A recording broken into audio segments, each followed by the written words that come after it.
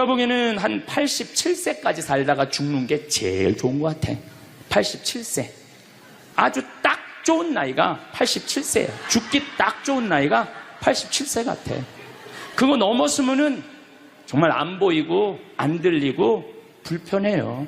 그래서 87세까지 건강하게 살다가 행복하게 떠나는 그런 마음가짐이 제 생각에 참 중요한 것 같아요. 사실 지난 2017년 4월 10일 날 우리 아버지께서 세상을 떠나셨어요. 올해 떠나신 거죠. 우리 아버지는 평생 쌍시옷 소리를 한 번도 하신 적이 없어요. 예, 아버지 입에서 욕을 들어봤던 적이 없어요. 쌍시옷 소리를 한 번도 들어본 적이 없어요. 자식들, 내 자식을 키울 때 매질 한 번 하시지 않으셨어요. 그리고 우리 아버지는 참 남 욕을 하신 적이 없어요. 보통 뭐 누구 욕도 하고 정치인 욕도 하고 뭐 세상도 욕하는데 한 번도 욕하신 적이 없어요. 그리고 지금 요즘 아버지 생각을 이렇게 보면은 아버지한테 제일 놀라운 거는 우리 아버지가 그냥 옛날에 연초제조창이라고 담배 회사 그냥 기능 공무원이셨어요. 그러니까 뭐 여유 있게 돈을 쓰실 기회가 없으셨죠. 근데 어렸을 때도 돈이 없어서 불편하다, 돈이 있었으면 좋겠다 그런 말씀 하신 적이 없어요.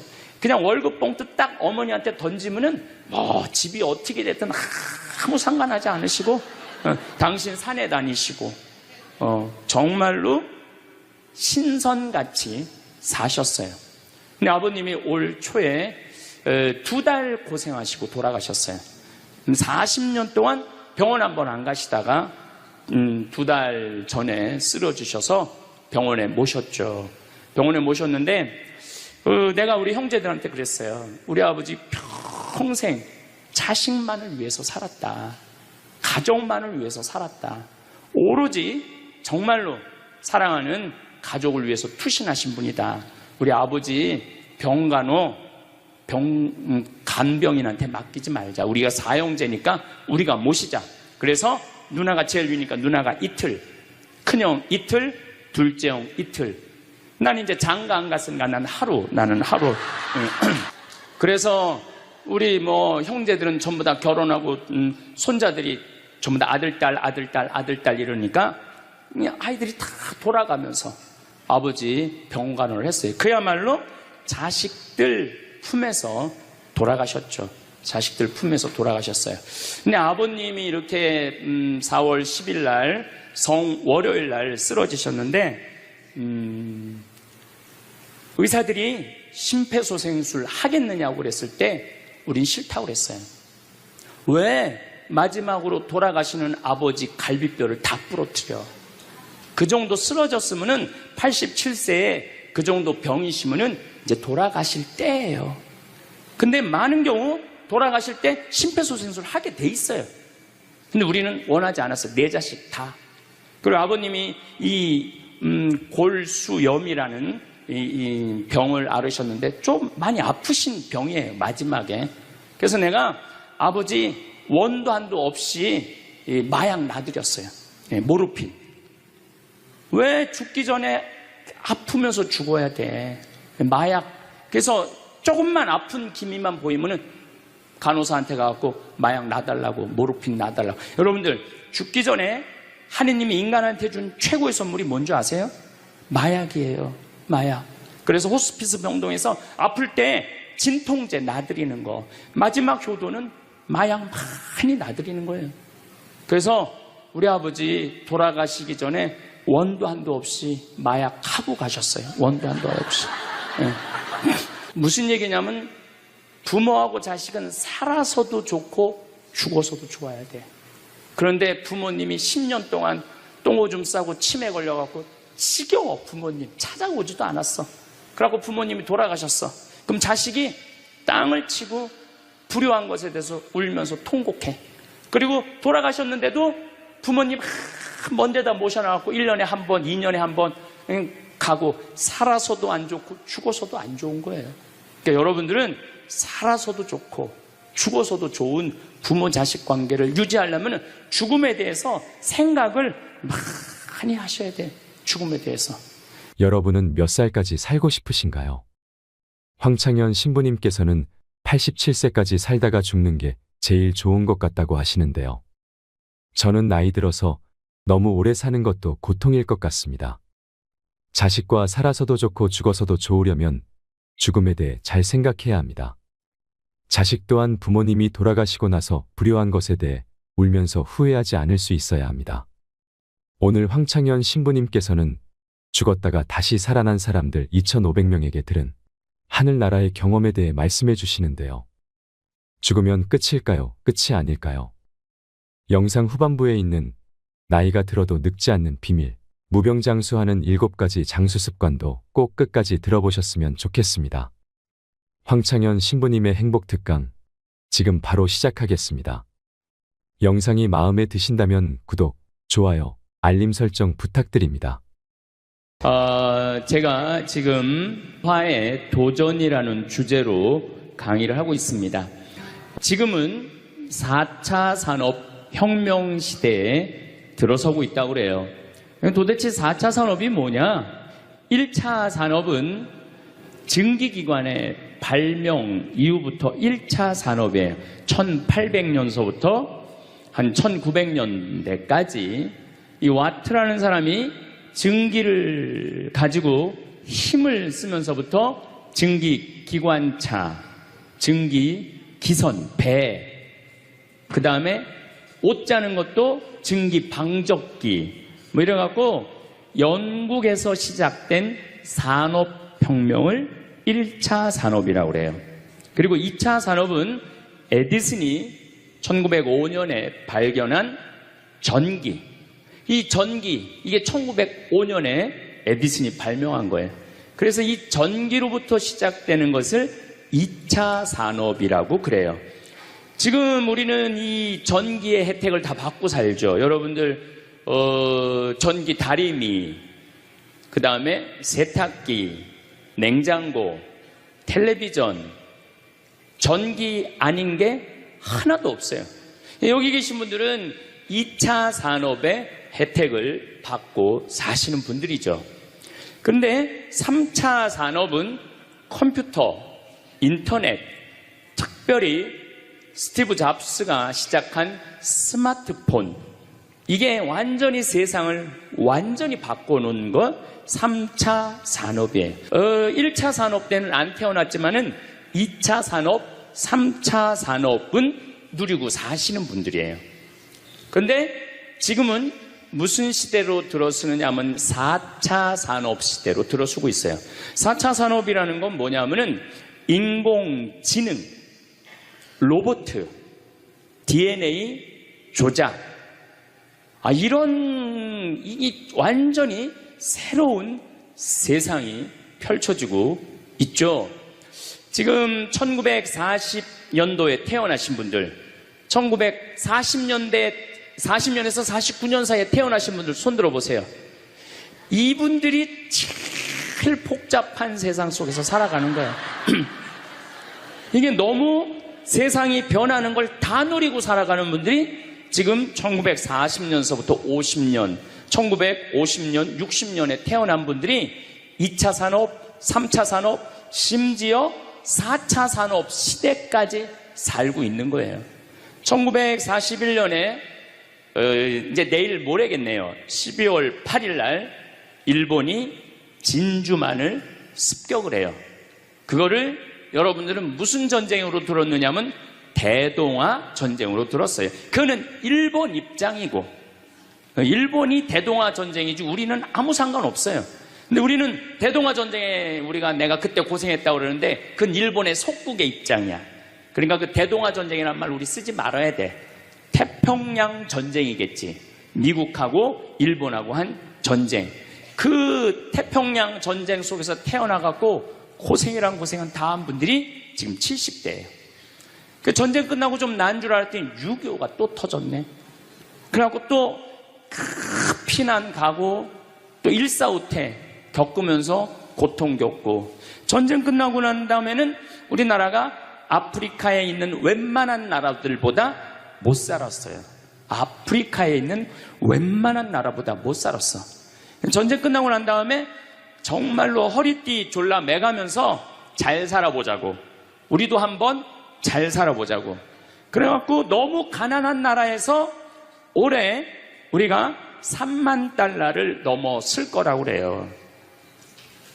3만 달러를 넘었으면은 드디어 선진국에 들어서는 거예요. 가장 가난한 나라에서 선진국까지 변화를 여러분들은 경험하고 계신 거예요. 그러니까 여러분들은 너무나 혼란스러운 세상 속에서 이날 이때까지 헤쳐나오고 계신 거예요. 근데 문제는 이제 2020년부터 펼쳐질 4차 산업 시대, 이것까지 살아야 되니까 얼마나 복잡해. 이것까지 살아야 되니까. 그냥 중간에 살다가 죽으면은 이 꼴 저 꼴 안 보고 그냥 좋은데, 아니 안 죽으면서 지금 70대 후반 되신 분들 앞으로 보통 20년 정도 더 사실 거예요. 70년대 후반 되신 분들. 근데 60대 되신 분들은 120살까지 거의 살 거예요. 지금 60대 되신 분들은. 그리고 재수 없는 60대들은 200살까지 살 거예요. 200살까지. 재수 없는 60대들은. 그 이야기를 제가 오늘 하려고 그러는 거예요. 자, 제가 한 10년 전에 평화방송에 이런 강의를 했었어요. 아마 또 평화방송에서 계속 틀어주니까 그 내용이 나올 거예요. 10년 전에 한 얘기예요. 앞으로 2020년이 되기 시작하면은 인간은 세 종류로 나눠질 것이다. DNA 조작 인간. 이제 DNA를 조작할 수가 있어요. 우리가 눈을 밝게 할 수도 있고, 귀를 잘 들리게 할 수도 있고, 근육이 완전히 이 아놀드 슈왈거네처럼 근육이 막 이렇게 튀어나오게 할 수도 있어요. 운동 안 해도 DNA 조작 인간. 옛날에는 DNA를 한번 내가 DNA가 어떤지 검사하려고 그러면은 2억 내지 3억이 들었어. 그런데 지금은 내 DNA를 검사하는데 얼마면 검사할 수 있냐면 5만 원이면 검사할 수 있어요. 5만 원이면. 세상이 엄청 변한 거예요. 그래서 이제는 지금 태어나는 아이들은 이제 아파서 병원 가는 일은 거의 없을 거예요.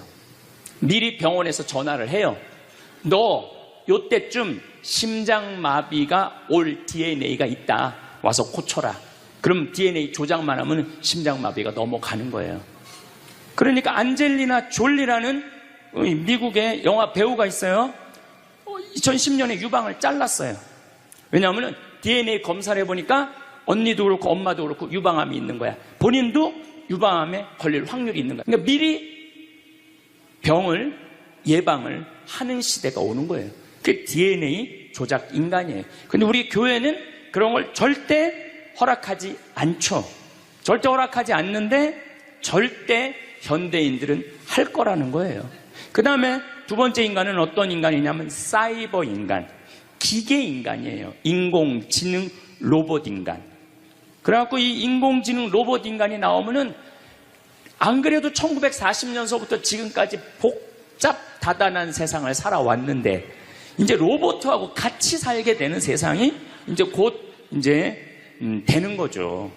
그리고 이제 세 번째 인간은 오리지널 인간. 여러분들, 저나 여러분들.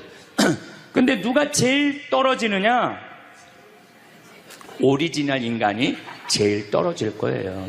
그래서 앞으로는 이제 어떤 세상이 제일 걱정되는 게 뭐냐면은 로봇가 공장에서 일하는 거예요.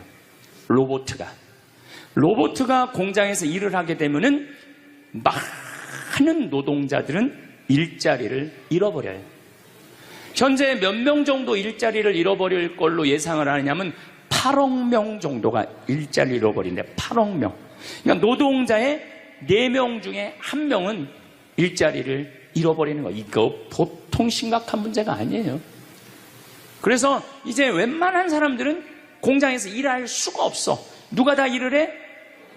로봇가 다 하니까. 그리고 요즘 그 조그만 회사 사장들 말을 들어보면은 요즘 뭐 노동자들 옛날에는 죽으라고 일했는데 아침에 잠깐 나가서 커피 마신다고 와서 커피 한 잔 마시고 또 잠깐 나가서 좀 일하는 척하고 들어와서 밥 먹는다고 그러고 또 조금 나가서 뭐 그러니까 돈 주고 일을 시킬 수가 없다는 거예요. 그러니까 만약에 로봇가 일을 하면은 사람을 시키겠느냐?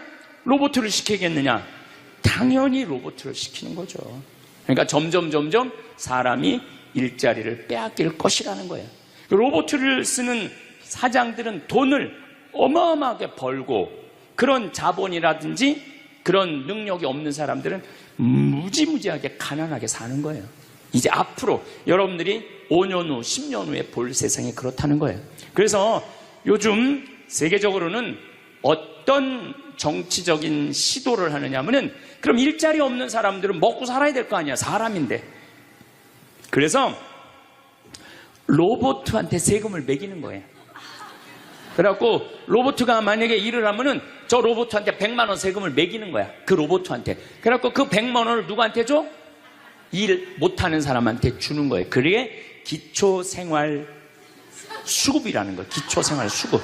그러니까 기초생활 수급을 이제는 뭐 10만 명, 100만 명이 받는 게 아니라 8억 명, 10억 명이 받는 세상. 그러니까 이제 앞으로 미래에 펼쳐질 세상은 지금 생각하는 거라고 너무 다른 세상이 되는 거예요. 두 번째는 어떤 세상이 오느냐면 로봇하고 공존하는 세상. 벌써 초등학교는 선생님이 공부를 가르치지 않고 로봇가 학생들한테 공부를 가르치는 학교가 나왔어요. 로봇가 애들한테 수학을 가르치고 영어를 가르치는 거예요. 발음도 훨씬 좋고, 그리고 이 로봇의 장점은 뭐냐면은 차별하지 않아. 로봇은 얘가 뭐 부잣집 아들이든지 얘가 공부를 못하든지 잘하든지 차별하지 않는 거예요. 그리고 웬만한 선생님보다 훨씬 잘 가르친다는 거예요. 그러니까 이제는 로봇가 교사가 되는 그런 시대가 온 거예요. 또 이제는 앞으로는 무슨 세상이 될 거냐면 어린아이들 돌보는 부모가 누가 돌보느냐면 로봇가 돌보는 거예요. 나 동화책 읽어줘. 그럼 엄마는 나 바빠, 짜증나, 아이 너 잠이나 자 이런데 부모 로봇은 나 동화책 읽어주면 아주 부드러운 소리로 짜증 한번 안 부리고. 그러니까 애가 엄마를 좋아하는 것보다는 누구를 더 좋아해? 로봇 부모를 더 좋아하는 거야. 나 엄마 필요 없다고. 이거 정말 우스갯소리가 아니라요, 진짜 벌어질 일이에요. 또 이제 로봇은 아내가 중풍이 걸렸어. 그래서 움직이질 못해. 그럼 누가 병간호를 운동을 도와주느냐 하면 로봇가 도와줘요. 근데 이 로봇은 완전히 제가 지난번 강의 때도 얘기했지만은 이제 섹스 로봇가 나온다고 그랬죠. 록시라고 5가지를 고를 수 있다고 그래요. 피부색, 키, 성격 이런 걸 고를 수가 있대. 그러니까 까칠한 여자, 부드러운 여자. 뭐 내가 까칠한 여자 좋아하면 성격 까칠한 로봇을 고르면 되는 거야. 근데 문제는 아내가 아파. 남편은 나가서 돈 벌어야 돼. 그래서 로봇을 하나 도우미 로봇을 했어. 근데 이 로봇은 아내를 너무 따뜻하게 해주는 거야. 그러니까 아내는 자꾸 남편한테 실망하는 거야. 자기 힘들다고 들어가서 자고. 근데 로봇은 나 좀 주물러 달라 그러면 언제든지 와서 주물러 주잖아요.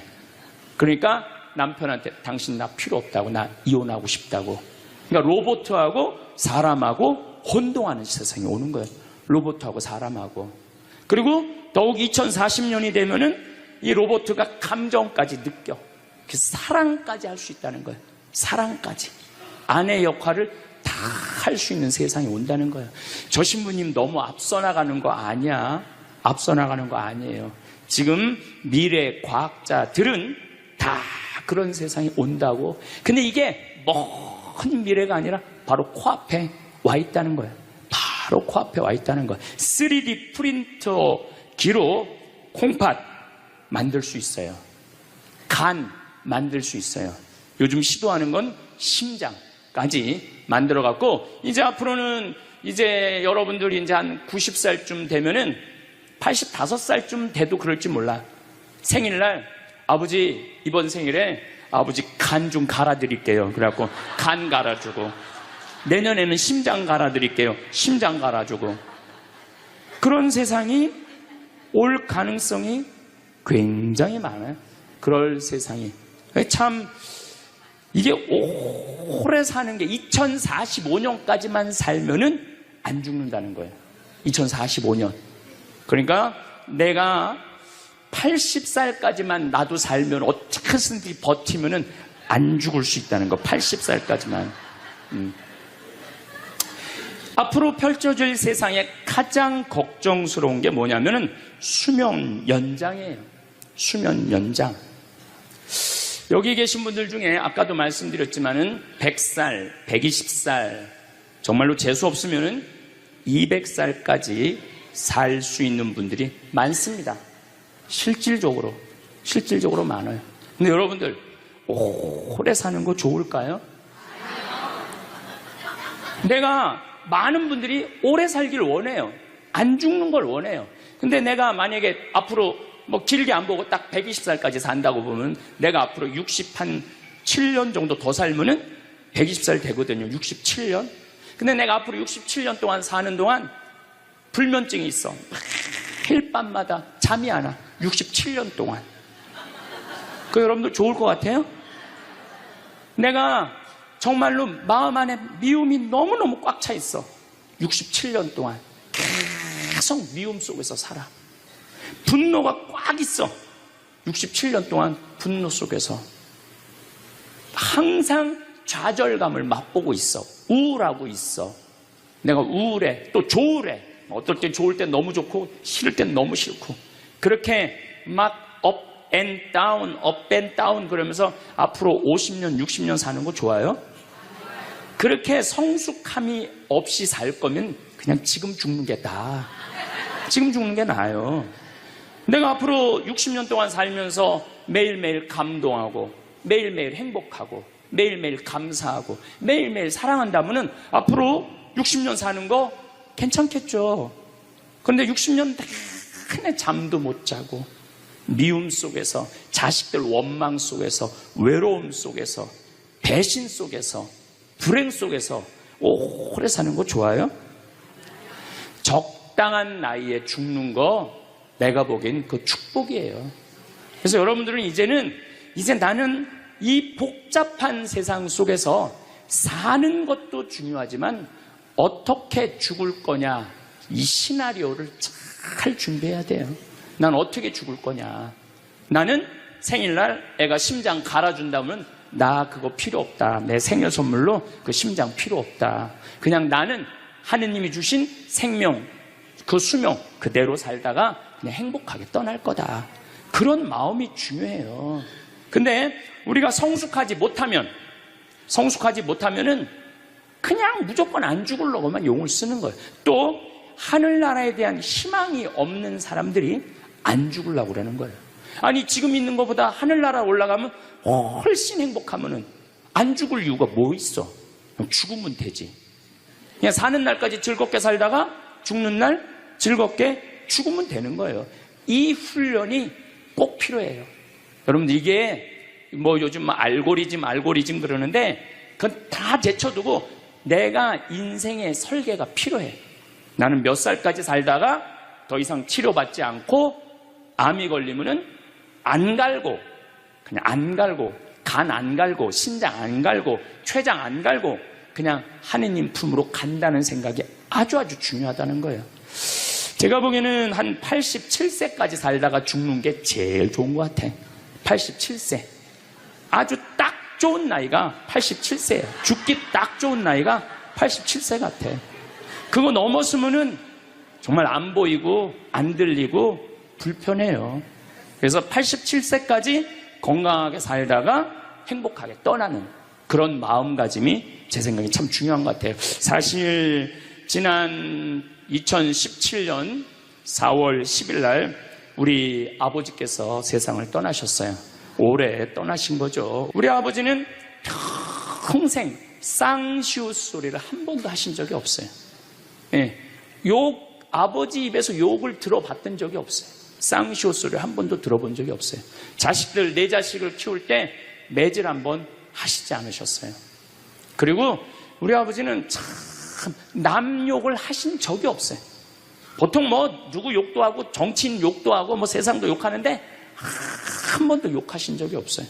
그리고 지금 요즘 아버지 생각을 이렇게 보면은 아버지한테 제일 놀라운 거는 우리 아버지가 그냥 옛날에 연초제조창이라고 담배 회사 그냥 기능 공무원이셨어요. 그러니까 뭐 여유 있게 돈을 쓰실 기회가 없으셨죠. 근데 어렸을 때도 돈이 없어서 불편하다, 돈이 있었으면 좋겠다, 그런 말씀 하신 적이 없어요.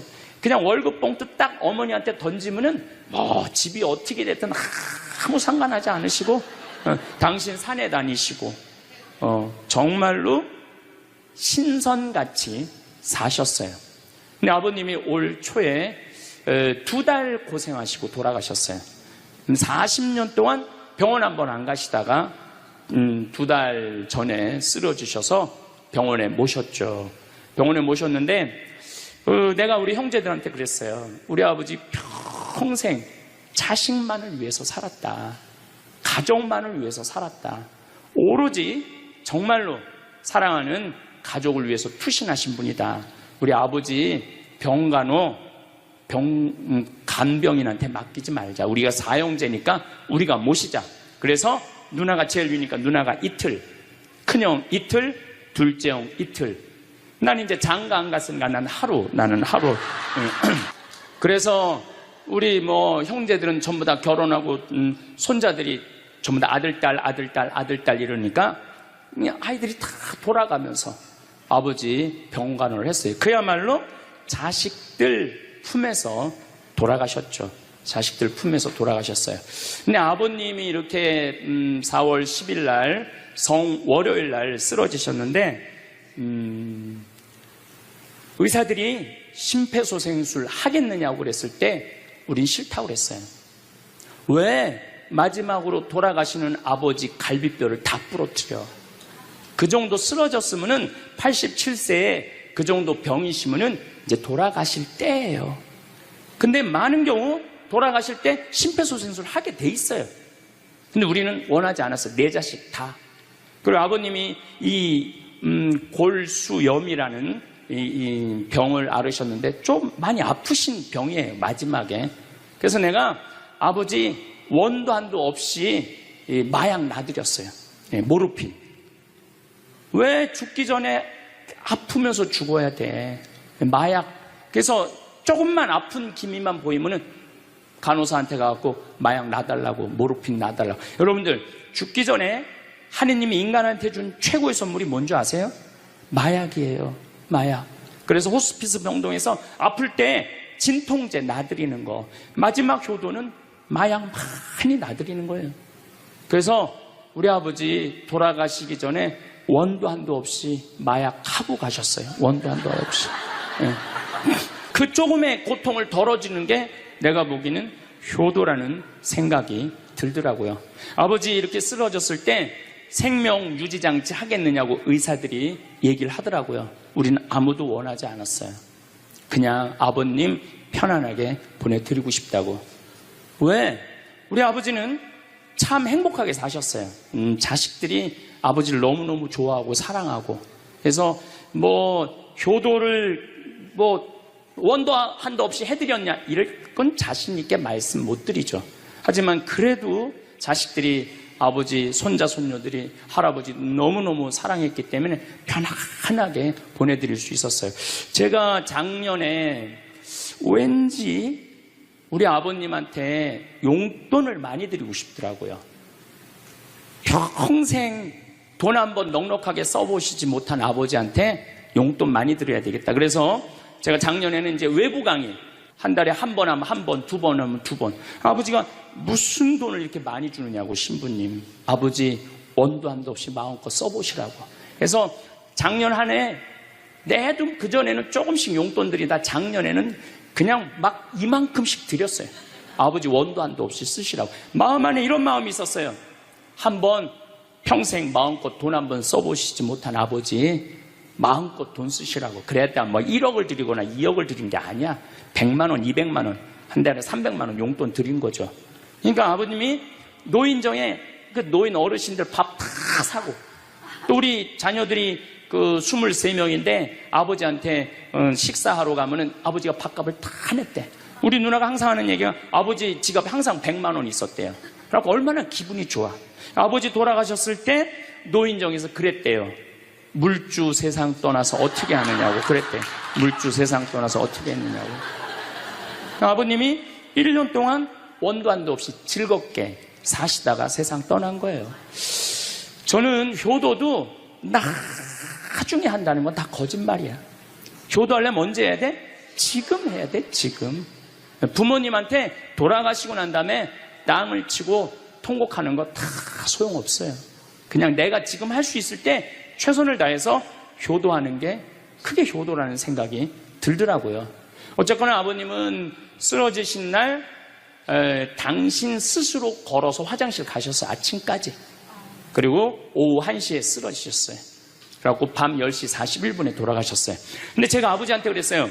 아버지, 돌아가시려면은 오늘 돌아가셔야 된다고. 왜냐면 그날이 성월요일이었거든요. 성화요일 날 돌아가시면은 장례미사를 못해요. 왜냐하면 성목요일 날은 장례미사를 못하게 돼 있어요. 성금요일, 토요일 다 장례미사 못해요. 그리고 예수부활 대축일 장례미사 못해요. 그리고 그 다음 월요일 날 장례를 해야 되는 거야. 의사 선생님은 오늘 내일 돌아가실 것 같다고 그러는데 내가 그랬어. 돌아가시려면 오늘 돌아가시라고, 내일 돌아가시지 말고. 근데 딱 10시 41분에 돌아가셨어요.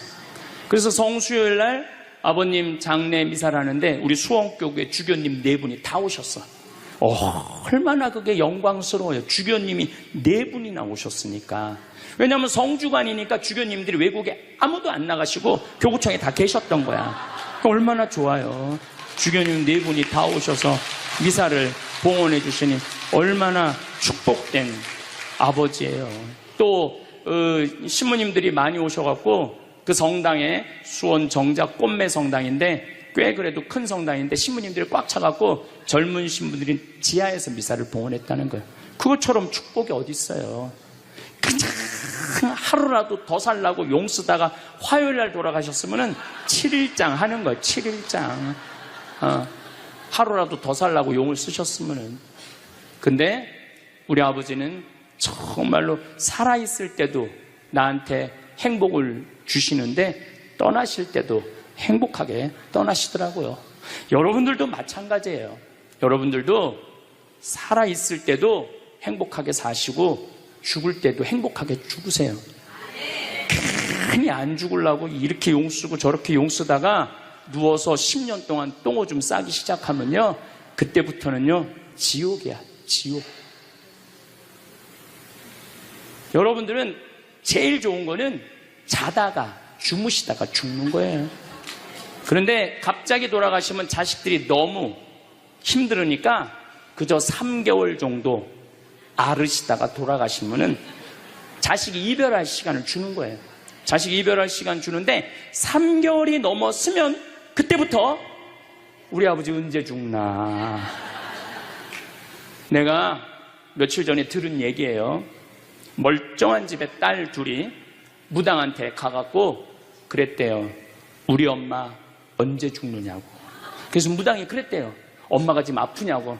안 아픈데 너무 건강한데 우리를 너무 힘들게 해갖고 언제 죽는지 너무 궁금해서 와봤다고. 이게 부모 자식지간의 일이야. 부모 자식지간의 일이야. 그러니까 여러분들은 이제 자식한테 뭘 기대서 산다는 생각 꿈도 꾸지 말고, 죽을 때도 자식한테 효도받는다는 생각하지 말고 여러분들이 알아서 미리 써놓으세요. 대학에 호스피스 박사가 있어요. 이분은 2,500명 죽었다 살아난 사람들, 죽었다 살아난 사람들 여러분들 많은 거 아시죠? 왜 죽었다 살아난 사람들이 많아요? 심폐소생술 때문에. 의술이 좋아갖고 죽었다 다시 살아난 사람들 2,500명을 조사를 해봤어. 근데 죽었다 살아난 사람들의 경험, 하늘나라에 대한 경험을 얘기를 들어보니까 너무 평온하고 너무 행복하다는 거예요. 그리고 죽으면은 바로 몸에 빠져나가서 자기를 본대요. 자기를. 그래갖고 여러분들 죽은 사람들 그 주위에서 그 이 친지들이 하는 말이 다 들린대. 그 몇 분 동안, 하늘나라 올라가기 전에 몇 분 동안은. 그러니까 절대 죽은 사람한테 그렇게 살더니 참 잘 죽었다 그런 소리 하면 안 된다는 거예요. 끝까지 좋은 소리를 해야 된다는 거예요. 사랑한다, 고맙다, 하느님 품으로 가라, 예수님, 마리아, 요셉한테 가라, 정말로 기도해 줄 테니까, 이렇게 말해야지. 그렇게 우리를 괴롭히더니 이렇게 죽는다고, 정말로 지옥에 갈 사람이라고 이렇게 말하면은 다 영원히 듣는다는 거예요. 그리고 죽었다 살아난 사람들의 아주 기가 막힌 얘기는, 안 못 보는 사람은 죽으면 다 보인다는 거예요. 눈이 다 보인다는 거예요.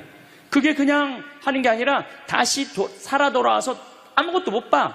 근데 의사가 무슨 반지를 어떻게 꼈고, 이 병원이 어떻게 생겼고, 누가 어느 자리에 있습니까? 다 아는 거야.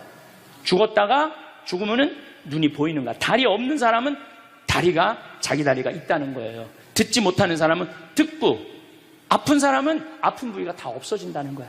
그러니까 여러분들 지금 살아있으면서 몸에 허리도, 아까 할아버지 한 분 안수해달라고 그래갖고 허리가 막 이렇게 구부러진 사람 죽으면 딱 펴진다는 얘기예요. 그러니까 완전히 사도 바오로의 말씀처럼 새로운 모습으로 변하는 거야. 죽으면 끝이 아니야. 하느님께로 가는 여행의 시작이에요.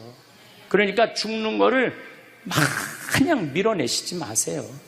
한 70년, 80년 살았으면 살 만큼 살지 않았어? 그렇죠? 뭐하러 200년을 살아?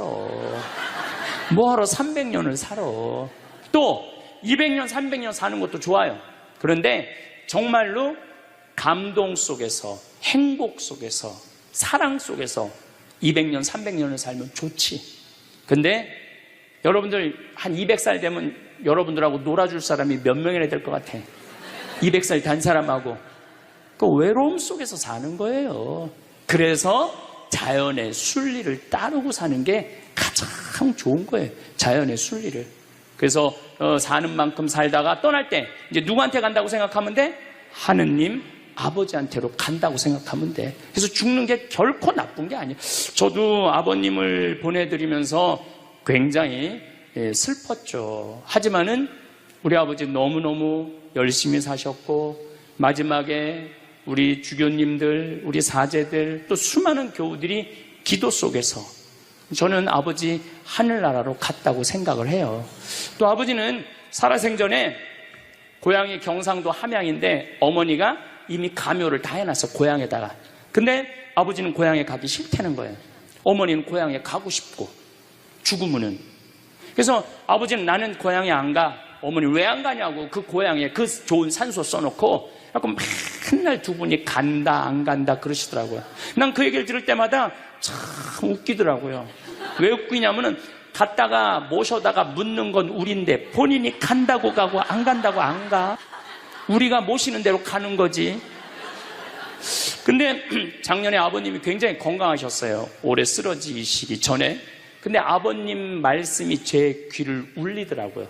그래서 우리 천주교 수원교구 안성 천주교 공원묘원에 갔어요.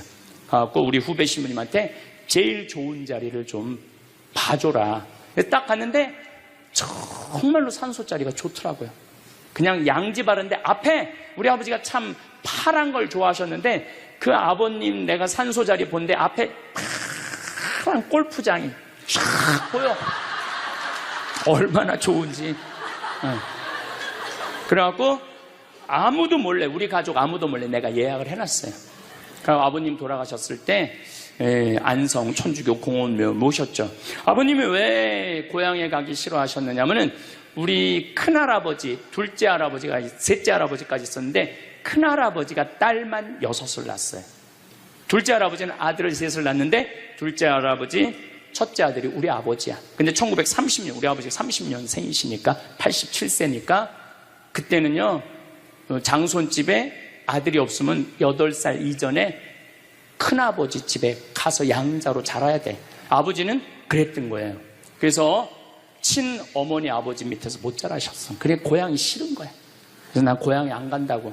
근데 제 생각에는 그 아버님의 마음을 헤아려 주는 게 난 예의라는 생각이 들더라고요. 그래서 아버님 원하는 대로 안성에 모셨는데 얼마나 좋은지 몰라요. 어제도 갔다 왔어요. 그냥 오며 가며 가는 길에, 강의 가는 길에 한번 가서 뵙고, 우리 아버님 마지막까지 담배를 피셨어요. 그것 때문에 돌아가신 거지만은, 그래갖고 어제도 담배 한 대 탁 물려드렸어요. 피시라고. 갈 때마다 담배를 한 대씩 물려드리세요. 무슨 얘기냐면, 부모하고 자식은 살아서도 좋고 죽어서도 좋아야 돼. 그런데 부모님이 10년 동안 똥오줌 싸고 치매 걸려갖고 지겨워. 부모님 찾아오지도 않았어. 그래갖고 부모님이 돌아가셨어. 그럼 자식이 땅을 치고 불효한 것에 대해서 울면서 통곡해. 그리고 돌아가셨는데도 부모님 먼 데다 모셔놔갖고 1년에 한 번, 2년에 한 번 가고, 살아서도 안 좋고 죽어서도 안 좋은 거예요. 그러니까 여러분들은 살아서도 좋고 죽어서도 좋은 부모 자식 관계를 유지하려면 죽음에 대해서 생각을 많이 하셔야 돼. 죽음에 대해서. 근데 이제 아버님 돌아가셨는데 딱 화요일 하루 장례를 했는데 조문객들이 얼마나 많이 왔는지 밥을 7번을 했대요. 보통 장례 밥 한 번 한대. 근데 밥을 7번 했대. 우리 형님 둘도 나만 활동을 많이 하는 게 아니라 형님 둘도 어마어마하게 친구가 많더라고 보니까. 우리 누님도 그렇고. 그러니까 그냥 1000명 이상이 조문객이 왔으니까 조의금도 굉장히 많이 들어왔다는 얘기죠. 조의금도. 근데 내가 그 조의금을 싹 모아서 평창으로 갖고 왔어요. 우리 형제들은 조의금을 구경도 못했어요. 제가 왜 그걸 싹 모아서 갖고 왔느냐 하면은, 내가 본당 신부 때 장례식장에 교우들 초상남은 가면은 상주가 안 나와. 그 왜 안 나오냐 그랬더니 저기 지금 방에 들어가고 조의금 갖고 싸운다는 거야. 네가 더 가질 거냐 내가 더 가질 거냐. 여러분들, 저는 우리 지금 대한민국이 이 변화, 제가 변화의 도전이라는 주제로 강의를 하지만 이 변화되는 세상에 생각을 바꿔야 돼요. 이제 지금 기업의 0.3%가 우리나라 총이익의 50%를 갖고 있대요. 그러면 그 0.3% 되는 대기업가들이 다 가난한 사람을 위해서, 나라를 위해서 세금을 내놔야 돼요. 이 시대는 이제 로봇가 자리 다 뺏어가고 사이버 인간이 다 뺏어가고 우리는 어떻게 살아, 인간은. 그래서 이 정치가 중요한 거예요. 21세기는. 그래서 그런 사람들 다 뺏어서 직장 생활 못하는 사람들한테 기초생활급 줘야 돼. 또 직장 생활 안 하는 사람들은 사람이 일을 안 하면요 행복하지 않은 거예요. 일을 안 하면. 여기 계신 분들 혹시 불면증 걸리신 분들 있죠? 제가 불면증 치료법 알려드릴게요. 어떻게 하면 잠을 잘 오느냐면 아침 6시에 일어나. 그래갖고 아침 기도해. 아침 기도, 부모를 위한 기도, 나라를 위한 기도, 자녀를 위한 기도 다 해. 그리고 정성스럽게 이불 개고 세수, 머리도 다 드라이기 쓰지 말고 수건으로 다 말려 머리도. 그리고 밥 정성스럽고 해 먹고, 목욕탕도 가갖고 묵직이도 5단 있는 힘 땀 다 빼고, 그리고 발차기도 하고 목욕탕 안에서 제일 좋은 거라는 거예요. 그리고 산책하고 미사 참여하고 성서 쓰고 정성스럽게 행동을 하세요. 설거지도 정성스럽게 하고. 그러면은 저녁 8시만 되면 기절해서 자요.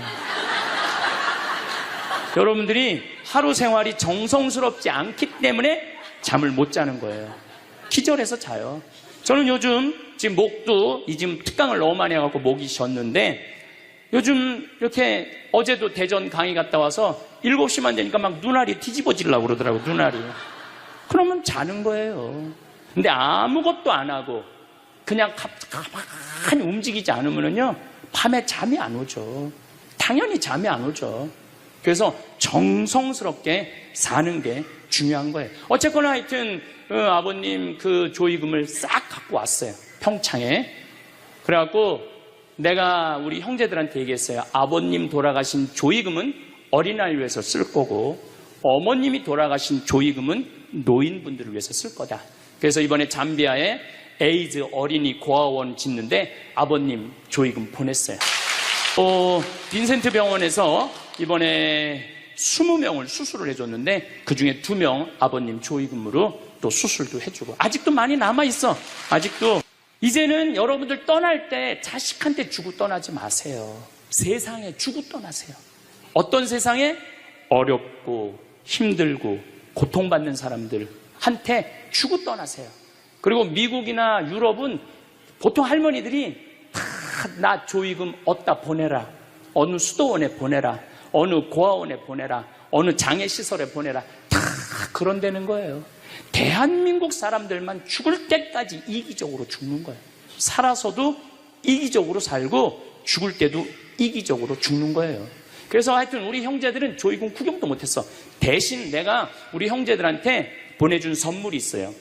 조의금 명단은 다 보내줬어. 타이프 쳐갖고. 갚아야 될 거 아니야. 갚아야 될 거 아니야. 되게 죽은 사람들의 경험을 들어보면은 내가 이 키블러 로스라는 이분 책을 요즘 계속 읽고 있는데 기가 막힌 거는 딸이 죽었어. 근데 다시 살아났어. 근데 이 딸이 아빠 엄마한테 얘기하는 거. 엄마 아빠 내가 죽었는데 오빠가 나를 너무 행복하게 기다리고 있어. 그래서 그 오빠랑 놀았는데 너무너무 행복했어. 근데 이 엄마 아빠는 너무너무 놀란 거예요. 왜 놀랬느냐 하면은 이 아이가 태어나기 전에 오빠가 죽어갖고 단 한 번도 오빠 얘기를 한 적이 없거든. 근데 죽어서 그 오빠가 기다리고 있는 거예요. 그러니까 이 기가 막힌 노릇 아니에요. 또 이런 경우도 있었다고 그래요. 어떤 경우가 있었느냐면은 교통사고가 났어. 여동생, 오빠, 아빠가 했는데 오빠하고 아빠는 죽은 거야. 이 여동생은 다 기절한 상태에서 죽었는지 안 죽었는지 확인할 길이 없잖아요. 근데 다시 죽었다고 생각하고 병원에 가서 살아났어. 근데 이 여동생이 엄마 너무 슬퍼하지 마. 하늘나라에서 오빠하고 아빠가 날 기다리고 있어. 너무 행복해.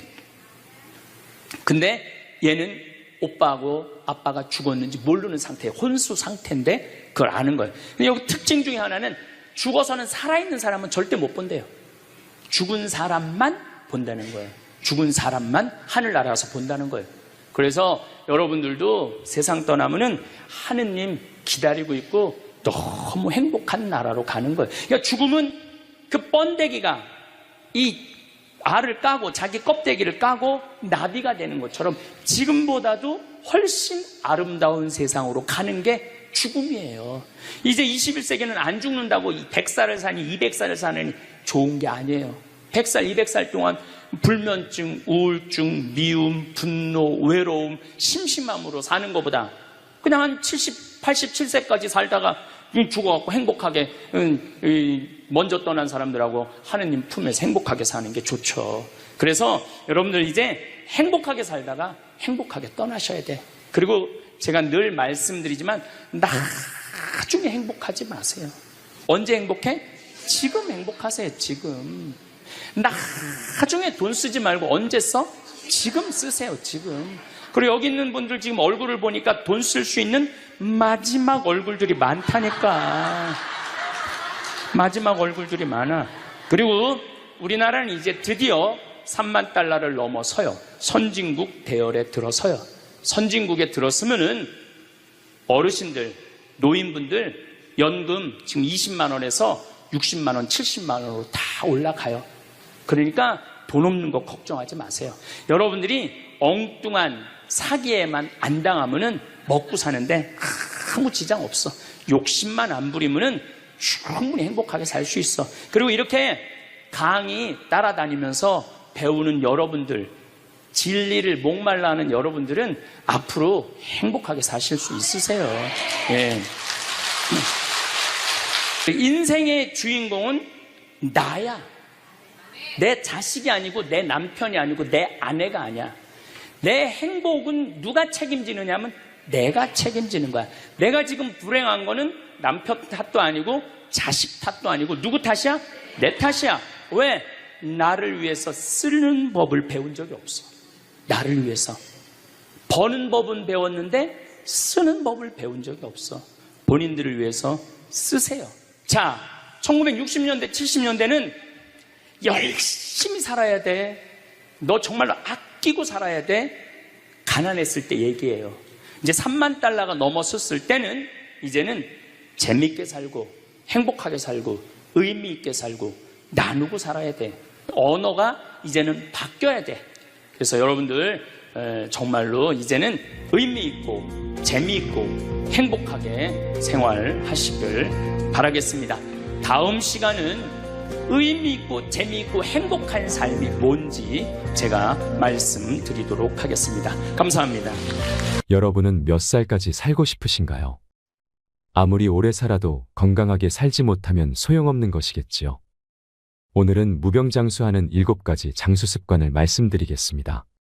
나이 들수록 운동보다 이 습관만큼은 목숨 걸고 꼭 해야 합니다. 사람마다 인생의 길이가 있습니다. 우리는 그걸 수명이라고 말합니다. 그렇다면 왜 어떤 사람은 오래 살고 다른 사람은 짧게 살까요?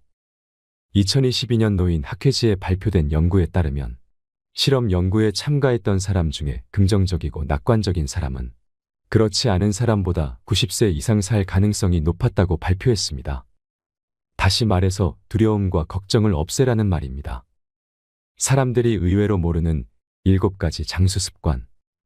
지금 이 영상을 보고 난 뒤 한 번에 모든 걸 하려고 하지 않고 7가지 습관 중에 한 개만 딱 가져가겠다는 마음으로 30분 안에 실천해 보세요. 무병장수 인생을 사는데 많은 도움을 줄 거라 확신합니다. 첫 번째, 절대 귀가 멀어지면 안 됩니다. 흔히 나이를 먹으면 귀가 잘 안 들리게 되는 게 당연하다고 여기는데 청력 감퇴는 그리 쉽게 볼 문제가 아닙니다. 귀가 잘 안 들리면 인지 기능이 급격히 떨어지게 되기 때문입니다. 청력이 떨어지면 다른 사람과 대화할 일이 줄어듭니다. 상대방의 이야기를 편안하게 들을 수 없으니 아무래도 누군가와 이야기하기 꺼려집니다. 이러면 사회 활동량이 줄어들고 우울감을 자주 느끼며 사회적 고립 상태에 빠지기 쉬워서 인지장애를 겪을 확률이 높아지지요. 또 귀가 멀어지면 다른 사람의 말을 듣기 위해 뇌 에너지의 대부분을 청각 처리에 사용하게 되면서 다른 인지 기능들은 상대적으로 점점 쇠퇴해 갑니다. 임상 경험으로 봐도 70대의 청력이 떨어지면 인지장애가 발병하는 경우가 많았습니다. 따라서 귀가 잘 안 들린다면 이비인후과에 방문해서 난청의 진행을 늦추는 동시에 주저하지 말고 보청기를 사용해야 합니다. 귀 건강을 유지해서 다른 사람과 계속 대화할 수 있다면 인지장애가 발병할 위험도 줄어들게 할 수 있습니다. 옛날에는 보청기가 크고 갑자기 소리가 울리기도 해서 여러모로 불편했지만 요즘에는 기술이 발달한 덕에 성능이 좋아진 데다 크기도 작아져서 편리해졌습니다. 가격은 보통 100만 원, 300만 원대로 예전에 비해 저렴한 편이나 그래도 부담스럽다면 월 2만 원, 3만 원 정도로 사용할 수 있는 렌탈 서비스가 있으니 시험 삼아 이용해 보길 추천합니다. 저렴하면서도 성능 좋은 보청기를 빌려서 쓸 수 있을 것입니다. 아울러 난청의 진행 정도에 따라서 청각 장애인으로 인정받으면 국가에서 제공하는 보조금을 받을 수도 있습니다. 두 번째, 나이 들수록 외모에 신경 써야 합니다. 심리치료법 중에 행동을 변화시켜서 감정을 조절하는 행동치료라는 방법이 있습니다. 흔히 알고 있는 인지치료와 대응하는 개념으로 이전과는 다른 새로운 경험을 시도하거나 낡은 습관을 바꿔서 마음을 치료하는 방법입니다. 이는 60에서 70대 노인이 젊어지는 방법으로도 딱 들어맞습니다. 기분이 좋지 않을 때 억지로라도 화장을 하고 머리를 다듬으면 마음이 한결 나아집니다. 보통은 행동보다 마음이 먼저라고 생각하기 쉽지만 때로는 마음이 행동의 지배를 받습니다.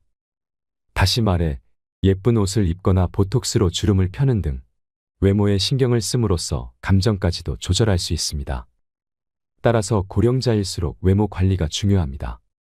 지금까지 만나온 여러 환자들을 보더라도 겉모습이 노인에 가까울수록 감정의 노화가 더욱 성큼성큼 진행되어 결국에는 전신 기능이 쇠약해지는 경우가 많았습니다.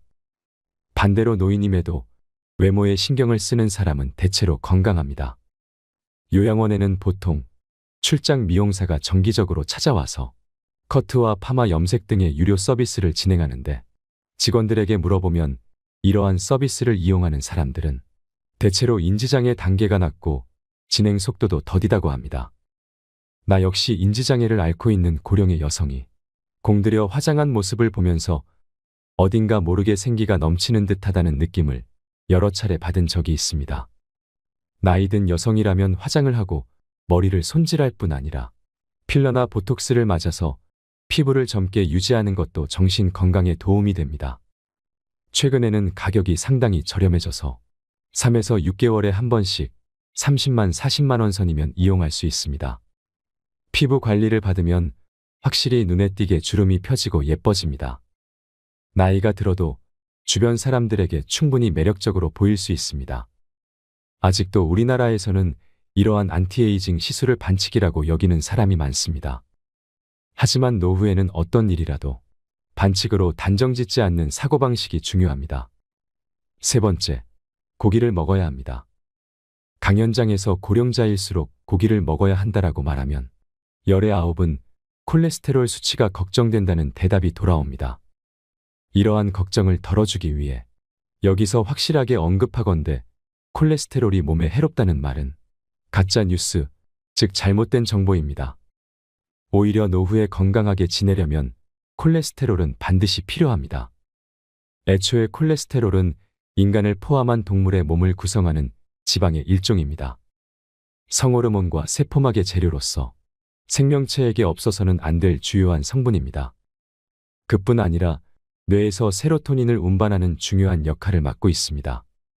세로토닌이란 뇌의 신경세포들 사이에서 여러 자극이나 감정을 전달하는 신경 전달 물질 중의 하나입니다. 신경 전달 물질 중에는 도파민, 아드레날린이 유명하지만 세로토닌은 이런 신경 전달 물질의 분비량을 조절하는 지휘관 같은 존재로서 인간의 마음을 조종하는 역할을 담당합니다. 콜레스테롤은 이와 같은 세로토닌을 운반하는 물질로 콜레스테롤 수치가 높은 사람일수록 우울증에 걸릴 확률이 낮고 또 우울증에 걸리더라도 빨리 나을 수 있습니다. 또한 콜레스테롤은 남성 호르몬인 테스토스테론을 구성하는 재료입니다. 요즘 성관계를 맺지 않는 사람이 늘어나고 있는 이유도 콜레스테롤을 줄여야 한다는 잘못된 믿음이 퍼지면서 남성 호르몬 수치가 줄어든 탓에 있다고 생각합니다. 더욱 놀랍게도 콜레스테롤 수치가 낮으면 암에 걸리기 쉽다는 연구 자료도 있습니다. 이는 면역 세포를 구성하는 재료가 부족해지기 때문입니다. 물론 콜레스테롤 수치가 지나치게 높으면 고콜레스테롤 혈증으로 동맥경화를 일으킬 위험도가 높아지는 것이 사실입니다. 하지만 반대로 너무 낮아도 혈관이 약해져서 뇌졸중을 앓을 확률이 커집니다. 일본인의 평균 수명이 세계에서 제일 높은 축에 속하는 이유 중에 하나도 옛날과는 비교할 수 없을 만큼 고기를 많이 먹어서 콜레스테롤 섭취량이 크게 증가한 덕에 있습니다. 콜레스테롤 수치가 오르면서 혈관이 탄력 있고 튼튼해졌고 때문에 출혈성 뇌졸중으로 인한 사망자가 감소한 것입니다. 네 번째, 많이 씹어야 합니다. 음식과 관련해서 씹기의 중요성도 언급하고 싶습니다. 예전에 초등학생을 대상으로 다음과 같은 기억력 테스트를 실시한 적이 있습니다. 다양한 색깔의 판을 배치해서 30초간 외운 다음 그것과 똑같은 순서로 색깔 카드를 뽑게 하는 시험이었습니다. 그런데 이때 껌을 씹으면 정확도가 2배나 올라갔습니다. 연구 결과 껌을 씹으면 뇌의 혈류량이 증가했는데 특히 기억을 관장하는 해마의 혈류량이 크게 늘어났습니다. 이는 우리가 음식을 씹을 때 사용하는 근육인 깨물근이 3차 신경을 통해 뇌와 이어져 있기 때문입니다. 깨물근이 움직이면 대뇌와 편도체 같은 인지 기능을 담당하는 뇌 부위가 자극을 받아서 혈류량이 늘어납니다.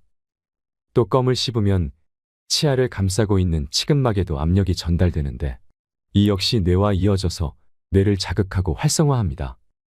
따라서 반대로 건강하지 못한 치아는 인지 장애를 일으키는 원인이 됩니다. 이유는 크게 2가지입니다.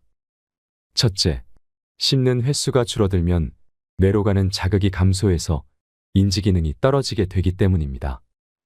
둘째, 씹는 힘이 약해지면 신선한 채소와 같이 딱딱한 음식을 피하고 면처럼 부드러운 음식을 자주 먹게 되는데 그에 따라 비타민이 부족해져서 인지장애가 발생할 위험이 커집니다. 실제로 치아가 거의 없는 사람은 치아가 20개 이상 있는 사람에 비해 인지장애가 발생할 확률이 1.85배나 높다는 연구 결과가 있습니다. 또 알츠하이머형 인지장애 환자는 채소 섭취량이 적다고 합니다. 이 때문에 건강하게 오래 살고 싶다면 돈이 많이 들더라도 틀니나 임플란트를 활용해서 치아 건강을 지켜야 합니다. 덧붙여서 뇌를 자극하기 위해서는 깨물근을 많이 움직여야 하므로 껌이나 오징어를 자주 씹으면 좋습니다. 심심할 때 간식거리를 씹는 것만으로도 뇌 건강을 지켜낼 수 있습니다. 새끼 식사를 할 때에도 젊었을 때보다 더 많이 씹어먹는 습관을 들여야 합니다. 이러한 작은 습관이 뇌의 노화를 늦춥니다. 5번째, 무슨 일이든 일을 해야 합니다. 세계적으로 인정받는 장수 지역에는 다음과 같은 공통점이 있다고 합니다. 무엇보다도 사람들이 꾸준히 몸을 움직입니다. 장수 지역에는 나이가 들어도 밭일, 정원 가꾸기, 집안일 등으로 꾸준히 몸을 움직이는 사람들, 즉 일하는 사람들이 많았습니다. 그 외에도 배부르게 먹지 않기, 목적 의식 지니기, 스트레스 해소하기 등의 공통점이 있었지만 건강하게 오래 살기 위한 조건으로 꾸준히 몸을 움직이는 것, 즉 일하기를 제일 중요하게 꼽았습니다. 일하기의 중요성을 알려주는 또 다른 예로는 영국의 한 경제지에서 수십 년에 걸쳐 진행한 행복도에 관한 조사를 들 수 있습니다. 여기서는 이혼이나 배우자의 사망 실업과 같은 삶의 큰 사건으로 사람의 행복도가 어떻게 달라지는지를 조사했는데 인간의 행복도에 가장 크게 부정적인 영향을 미치는 요소는 실업이었습니다. 이혼이나 배우자의 사망보다 일자리를 잃는 일이 인간을 가장 불행하게 만드는 요소였습니다. 인간에게 일은 절대 없어서는 안 될 요소입니다. 세계 각지에서 진행된 비슷한 조사들에서 모두 늙어서도 계속 일해야 오래 살 수 있고 행복도도 높다는 결론이 나왔습니다. 관련 자료를 다 소개하자면 책 한 권을 채우고도 남을 정도로 방대합니다. 그만큼 과학적으로 밝혀진 사실임이 틀림없다는 뜻입니다. 노후를 건강하고 행복하게 그리고 유의미하게 보내기 위한 가장 중요한 조건은 일하기라고 생각합니다. 정년이 곧 은퇴가 아님을 명심하고 연령에 맞게 아니 때로는 나이를 잊고서라도 계속 일하는 것이 인생을 의미 있게 보내는 방법입니다. 6번째, 규칙적인 생활로 수면 리듬을 유지해야 합니다. 불면증의 원인은 다양합니다. 우울증이 원인인 경우도 있고 순환기계 질환처럼 몸 상태가 좋지 않아서 잠을 못 자는 경우도 있습니다. 하지만 대부분은 잠들지 못할까 봐 두려워하는 정신적인 문제에서 기인합니다. 이러한 종류의 불면증은 규칙적인 생활을 하면 크게 나아집니다. 먼저 밤에 잘 자기 위해서는 아침에 일어나는 시간을 일정하게 유지해야 합니다. 회사에 다닐 때는 출근 시간이 정해져 있으므로 저절로 기상 시간이 일정할 수밖에 없었는데 당시에는 무척 피곤하게 느껴졌겠지만 그것은 우리의 몸과 마음에 좋은 영향을 미쳤습니다. 매일 같은 시간에 일어나는 습관이 심신의 변화를 최대한 막아주었기 때문입니다.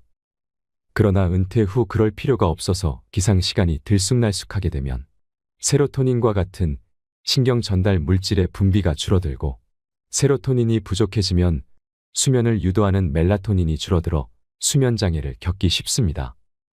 따라서 신경 전달 물질의 정상적인 분비를 촉진하기 위해서는 매일 아침 같은 시간에 일어나야 합니다. 전날 밤 푹 자지 못했건 늦게 잠이 들었더라도 아침이 되면 평소와 같은 시간에 침대에서 나와야 합니다. 당일은 조금 피곤하고 졸리겠지만 길게 보면 뇌와 몸을 지키는 좋은 습관입니다. 여기에 매일 아침 같은 시간에 식사를 하면 수면에 더욱 긍정적인 효과를 미칩니다. 수면 리듬을 일정하게 유지하기 위해서는 식생활의 리듬도 중요하기 때문입니다. 7번째, 성호르몬 감소를 주의하세요. 중장년층은 성호르몬 감소에도 주의해야 합니다.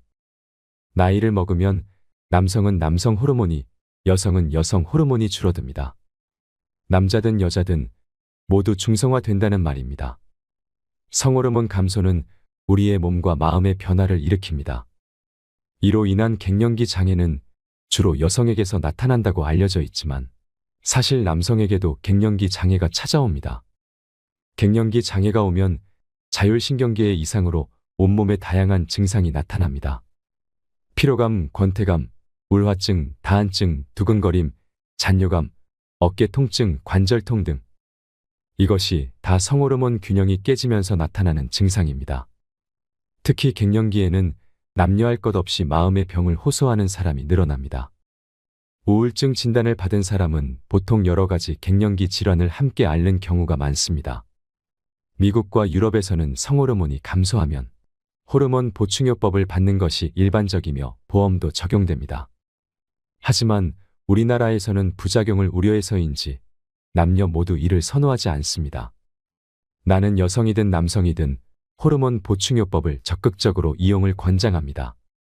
만약 갱년기 장애를 앓고 있는 남성이라면 주저하지 말고 병원에 있는 남성 건강 클리닉 등을 방문해서 상담을 받아보세요. 마지막으로 노후에 주어진 7만 3천 시간을 의미 있게 살고 싶다면 기억해야 할 것이 있습니다. 1960년대에는 평균 수명이 남성은 65세, 여성은 70세였습니다. 당시 정년은 평균 55세였으므로 퇴직 후 남성에게 남은 생은 고작 10년 정도였습니다. 하지만 지금은 퇴직 후 남은 생이 20년을 훌쩍 넘어 30년에 가까워졌습니다. 여생이라 부르기에도 민망한 긴 시간입니다. 정년을 맞이한 60세의 나이는 새로운 인생이 시작되는 해라고 봐야 합니다. 노후에 우리에게 주어진 시간은 얼마나 될까요? 식사, 수면, 목욕 등 일상생활에 필요한 시간을 빼고 나면 하루 24시간에서 대략 10시간 정도가 남는다고 합니다. 1년으로 따지면 3,650시간입니다. 요즘에는 80세까지 건강한 사람이 많으므로 60세부터 20년 동안 약 7만 3천 시간이라는 자유시간이 주어집니다. 현재 연간 평균 노동시간이 1915시간이니까 20세부터 60세까지의 40년 동안 약 7만 6천 시간을 일하는 셈인데 이렇게 본다면 정년 이후 우리에게는 젊은 시절 일했던 시간만큼의 자유시간이 또다시 생기게 됩니다. 노후에도 여전히 많은 시간이 남아있는 것입니다. 노후에 주어진 터무니없이 긴 시간을 유의미하게 보내는 방법은 두 가지입니다. 하나는 공부하기이고 나머지 하나는 일하기입니다. 안타깝게도 인간의 뇌는 공부와 일 외에는 쉽게 질려버리기 때문입니다. 유럽과 미국에서는 행복한 은퇴 생활이라는 말을 즐겼으면 일찍 은퇴한 뒤 노후에는 여행과 취미 생활을 마음껏 즐기며 살아야 한다는 사회적 분위기가 형성되어 있지만 이는 어디까지나 분위기일 뿐 실상은 좀 다릅니다. 취미와 여행에 빠져 지내는 시간은 기껏해야 2에서 3년 정도이고 이후에는 이런 삶에 조금씩 실증내는 사람이 많아진다고 합니다. 환갑을 맞이하기 전까지는 60대가 되면 쉬면서 마음대로 놀고 싶다는 생각이 있었어도 이제는 그러한 인생을 살겠다는 마음을 아예 접는 노인분들이 많습니다. 그래서 힘이 닿는 한 앞으로도 계속 지금까지 해왔던 방식대로 일하자고 마음먹는 게 좋습니다. 75세, 80세는 일할 수 있다면 계속 일하는 편이 좋다는 말은 과학적으로도 증명된 사실입니다. 실로 다양한 연구와 조사를 통해 노동은 인간을 건강하게 오래 살도록 해주고 인생의 충실감을 느끼게 해주며 행복한 노후를 보내게 해준다는 점이 밝혀졌습니다. 물론 여기서 말하는 노동은 현역 시절 때처럼 매일 꼭 8시간 정도 근무해야 한다는 뜻이 아닙니다. 자신의 시간에 맞춰 파트타이머로 일해도 좋고 또 집안일이나 봉사활동처럼 다양한 형태의 노동도 포함됩니다. 무병장수하는 7가지 장수 습관 어떠셨나요? 마지막으로 행복하려면 꼭 기억해야 할 10가지에 대해 말씀드리겠습니다. 행복의 조건 10가지. 운동하라. 행복의 첫째 조건이 건강이다. 건강을 잃으면 다 잃는 것이다. 감사해라. 없는 것에 자꾸 불평하지 말고 가지고 있는 것에 5가지씩 감사하라. 대화하라. 마음이 잘 맞고 통하는 사람과 대화하라. 별난 사람과 억지로 잘 지내려다 가시에 찔리지 마라. 나이 들어서는 스트레스 받아가면서 억지로 인연을 이어갈 필요가 없다. 내가 좋아하는 사람과 지내라. 공부해라. 평생 공부한다는 마음으로 공부해라. TV 시청을 반으로 줄여라. 규칙적인 생활을 해라. 많이 웃어라. 나이 들어 잔주름이 많아도 웃는 얼굴은 평안해 보인다. 수다 떨며 살아야 한다. 입과 혀를 많이 움직여야 치매 예방에 좋다. 주변의 소중한 이들에게 먼저 전화해라. 사랑도 먼저 하는 것이 중요하다. 나 자신을 사랑하라. 자신을 귀하게 여겨라. 나를 사랑할 줄 아는 사람이 남도 사랑할 수 있다. 나이 드신 분들 중에는 자신보다 자식에게 올인하는 사람이 많다. 이것은 어리석은 일이다. 나보다 자식이 먼저인 사람의 자식은 절대로 행복할 수 없다. 부담과 죄책감을 안고 살아가기 때문이다. 이웃에 친절하라. 지혜로운 노인은 베풀고 산다. 이는 물질적인 것뿐만 아니라 정신적인 면도 포함된다. 먼저 배려하고 친절을 베풀고 사랑하라. 오늘 이야기한 내용이 여러분들께 도움이 되었으면 좋겠습니다. 이상으로 책틀맨이었습니다. 끝까지 시청해 주셔서 감사합니다.